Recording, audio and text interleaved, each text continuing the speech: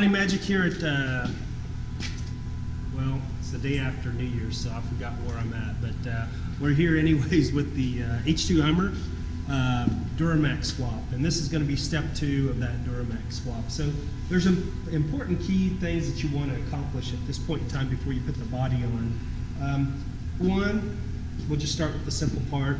Put the exhaust system on there. This vehicle is running a 3.5 to 4 straight. You know, it's all power, red line. Can you do this on your standard? Sure, you can run it. You know, the Duramax is actually a very quiet engine without a muffler or resonator or any kind of you know, device in between there. So, but we chose to, of course, maximize performance and lowest EGTs, and we just went straight with this. So, get the exhaust system in there, supplied by Hline conversions or Hummer DIY kits or whatever. It's Hline conversions, all of it is. But you know, you can use our exhaust system, or you can have someone do your exhaust system to get bin 4-inch mandrel, you know, or buy something and put it together, whatever you want to do there. But exhaust system, you want to get that in place at this point in time. The next thing you want to do is we supply a shifter for the transmission, and it comes with the shifter bracket, because the normal shifter cable comes in parallel to the Allison, and of course on the H2 Hummer, and the shifter cable won't allow it. We've made a special bracket, so it's just all, you know, bolt on, plug it in, everybody's good type of thing. So go ahead and get the shifter bracket mounted on the side of the transmission. Here's where it sets. It only goes on one way, so you're good there. And then the shift lever, you can go ahead and put it on there. Now it'll rotate 360, but I'll tell you how to set that once we get to that point. You know, it's pretty simple. You just put the transmission in park, and then put the vehicle in park, and then set it and forget it. So over to the fuel tank. This is one of the biggest mods that you have to do. And Mark, can you grab like a long, big flathead screwdriver? There's a few things that you have to do. We supply a fuel sender. You know, the fuel sender pickup assembly for the H2 obviously isn't going to work for you because it's got some junk in it that you don't need. First off, it has you know, fuel pump and stuff like that. Duramax doesn't need a fuel pump. This vehicle, we will actually put like a fast fuel system, or there's all kinds of cool fuel system lift pumps out there when you really need a whole bunch of power that you want to run. But normally they don't need it. So the second thing you'll find out is, of course, the port size. The pickup is way too small. It's like 3/8 and 5/16 to where the Duramax takes big stuff. You know, in the dash world, the techie guys or whatever, guys that think they're cool, you know, it's called a Dash 8, and this is a Dash 6 or whatever. Really what that comes down to is this is a 1/2-inch line, okay? You need a 1/2-inch feed line for this motor to support what it needs to do its job. Return needs to be 3/8. So we went ahead and these are lines that we supply in the kit. We also supply what we call the push lock fittings, you know, which are Dash 8 and Dash 6 or whatever, that allows you to adapt to this tank or whatever. Essentially, you put those on there, put your fuel lines, you know, hook them up, and you're good to go. But back to the fuel sender. This fuel sender is our version. It's modified version. Can you use another one? Yes, you can. You're going to have to modify it heavily to, you know, to fit this tank, because the Duramax tank is long and skinny, and of course the H2 is short and fat, and you know, so there's a bunch of stuff going on there that you need to do. So buy the fuel sender from us, or you know, you can modify yours and make that work. But one of the other things that you're going to have to do is there's a whole bunch of lines that were part of the emission system. Of course, this is a fuel tank for gasoline, and you know, the diesel doesn't need all the sophisticated stuff. So I'm going to have Mark knock this stuff off for us. Let's get rid of this line here, Mark. Chop that dude. This was evap vent. You know, I guess the best thing to explain on what not to cut would be, so that you understand. There's an air vent right here, and there's an air vent right here.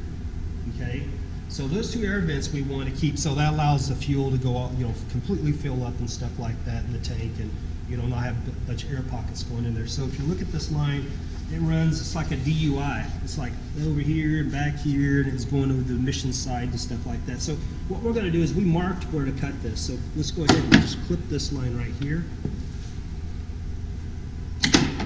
and then we'll just get this little dude out of here. This one here that used to be the, let's see, let's cut this one right here. I know this might not make sense to you yet, but it will in a minute.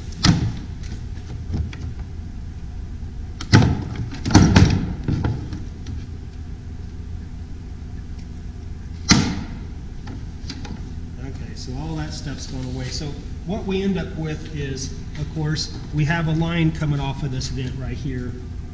Okay, and then we have this line here that tucks up underneath the frame and goes to this vent. And you'll notice it tees back and runs up to this fuel filler neck. And you know, this all stays. You'll just make these two cuts, and at this time you'll basically just take this line over here and, you know, pop it in this other place, or you can just lay it down here, whatever. You're going to put a T on this. You know, just tee that in, and then run a hose from there over to this vent. So you're basically connecting this vent to this vent on the fuel cylinder to this vent, which is vented back up to the fuel filler neck. Okay, so that's your first vent that you want to take care of. The second vent's like a really important vent. Without this vent, you'll sit there, and it's like watching paint dry trying to get diesel fuel into this gas tank, because everybody knows the diesel nozzle is way bigger and it flows a lot more, and you want to make sure that you do this one right. You don't plug this off. This is your main central vent. What you're going to do is you're going to take a line that we supply, or you know, you can get your fuel line or whatever, plug it onto there, and you're going to run that hose all the way up here to this fuel filler neck. Now there's 1,000 different ways.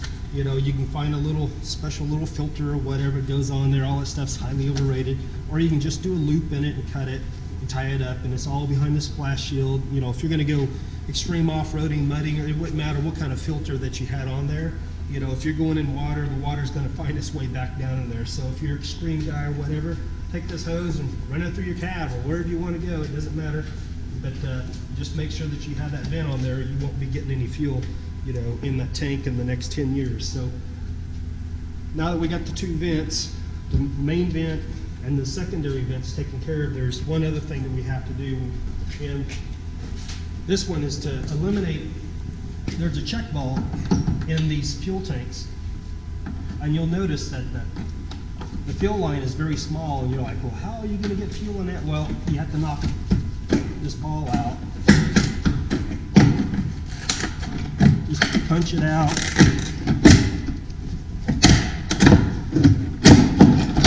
make sure it's gone. You can do it before you put the fuel center in there, so you can get the, you know, whatever's in there out. It's just a ball.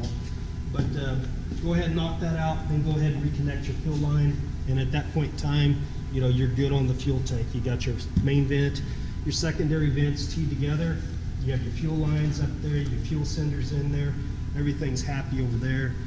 We got the exhaust done, we got the shifter linkage done, and there's one other thing that we want to do.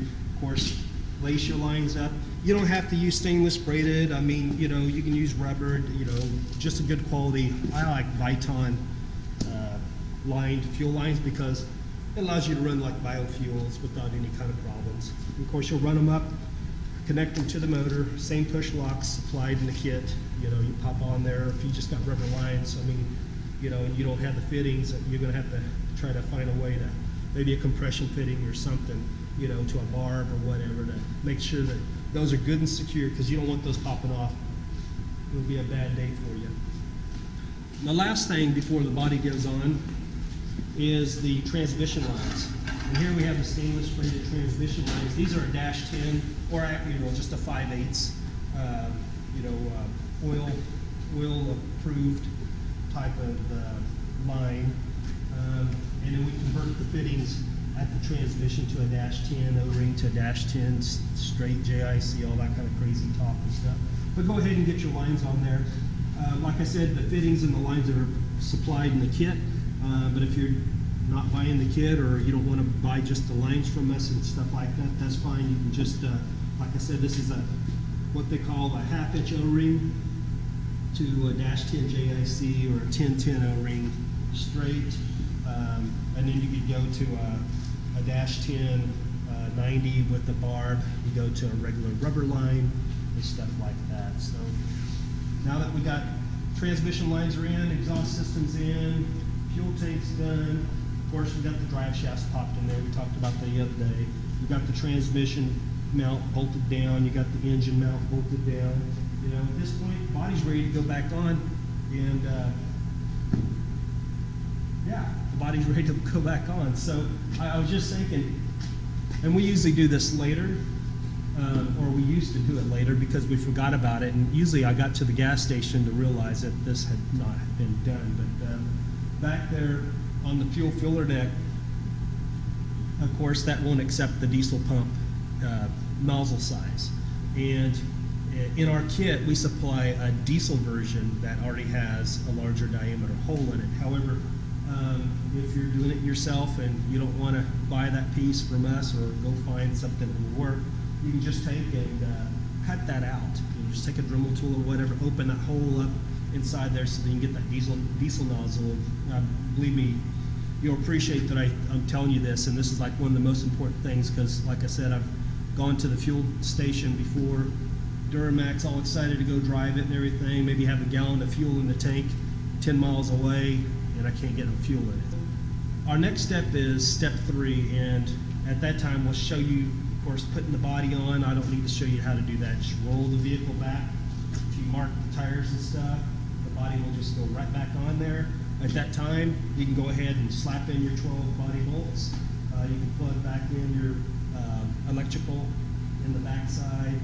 You can modify and put your fuel filler neck, get that connected. You can hook up your shifter linkage, and I'll tell you how to adjust that when we get to that point.